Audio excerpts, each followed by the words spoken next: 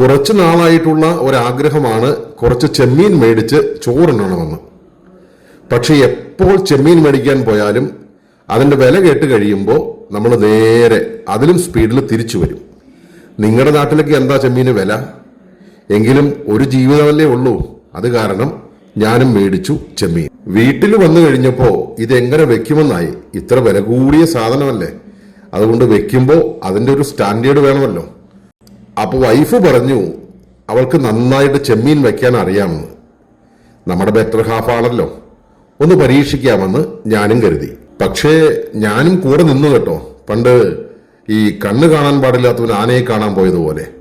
ചെമ്മീനെല്ലാം കൂടി കഴുകി വാരി ഒരു ബൗളിലേക്കിട്ട് അതിലേക്ക് പാകത്തിന് ഉപ്പും മഞ്ഞൾപ്പൊടിയും കുറച്ച് കാശ്മീരി മുളക് പൊടിയും കുറച്ച് മല്ലിപ്പൊടിയും കുരുമുളക് പൊടിയും പിന്നെ കുറച്ച് പെരിഞ്ജീരകം പൊടിച്ചതും. ഇനി നമുക്കതിലേക്ക് ഒരു നാരങ്ങ പിഴിഞ്ഞു കൊടുക്കാം. കുറച്ച് പച്ച വെളിച്ചെണ്ണ കൂടി ഒഴിച്ച് നന്നായിട്ട് സ്പൂണ് കൊണ്ട് ഒന്ന് ഇളക്കാം. ശരിയാവുന്നില്ല, കൈ തന്നെയാണ് ബെറ്റർ. നന്നായിട്ട് ഇളക്കി നമുക്കൊന്ന് മൂടി വെച്ച് മാറ്റി വയ്ക്കാം. ഇനി നമുക്കൊരു പാനെടുത്ത് പാനിൽ എണ്ണ ചൂടായി കഴിയുമ്പോൾ നമ്മുടെ ഈ സുന്ദര കുട്ടന്മാരെ സ്കൂളിലെ കുട്ടികൾ അസംബ്ലിക്ക് നിൽക്കുന്നത് പോലെ ഇതുപോലെ നിരത്തി എങ്ങനെ നിർത്തുക. അതിനുശേഷം ഒരു പകുതി വേവായി കഴിയുമ്പോൾ ഒന്ന് മറച്ചിട്ട് ഇത് ഒന്ന് വാങ്ങിയെടുത്ത് നമുക്ക് ഒരു ബൗളിലേക്ക് മാറ്റി വയ്ക്കാം. ഇതെന്താ അത്തപ്പൂക്കളോ?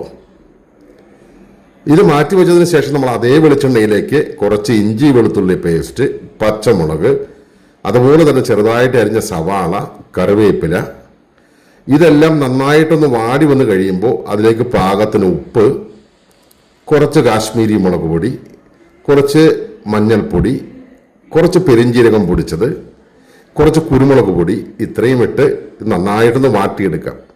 വാടി വന്ന് കഴിയുമ്പോൾ അതിലേക്ക് നമുക്ക് തക്കാളി ചേർത്ത് കൊടുക്കാം. തക്കാളി കൂടി വാടി വന്ന് കഴിയുമ്പോൾ നമ്മുടെ ചെമ്മീൻ അതിലേക്ക് ചേർത്ത് കൊടുത്ത് നന്നായിട്ടൊന്ന് ഇളക്കി യോജിപ്പിക്കാം.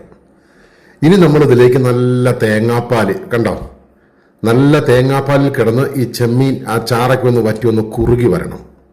ഇനി നമുക്ക് ഇതൊരു വാഴയിലേക്ക് മാറ്റിയിട്ട് ഒന്ന് പൊതിഞ്ഞു കെട്ടി 2 സവാളയെല്ലാം അതിൻ്റെ മുകളിലേക്ക് വെച്ച് 2-3 തക്കാളിയുടെ കഷ്ണങ്ങളും വെച്ച് കൊടുത്ത് ഒരു കറിവേപ്പില കൂടി വെച്ച് ഇനി ആ വാട്ടിയ വാഴയില നമുക്കൊന്ന് പൊതിഞ്ഞു കെട്ടി ഒരു വാഴവള്ളി കൊണ്ട് തന്നെ ഒന്ന് കെട്ടിയെടുത്ത് ഒരു പാനിലേക്ക് കുറച്ച് എണ്ണ ഒഴിച്ച് അതിലേക്ക് ഇതൊന്ന് വെച്ച് വേവിച്ചെടുത്താലുണ്ടല്ലോ, നോക്കി, ഇതങ്ങോട്ട് തുറക്കുമ്പോൾ തന്നെ ഉണ്ടല്ലോ ആ മസാലയുടെ ഒരു മണവും എൻ്റെ പൊന്നോ സഹിക്കൂല, അത്ര അടിപൊളി മണം.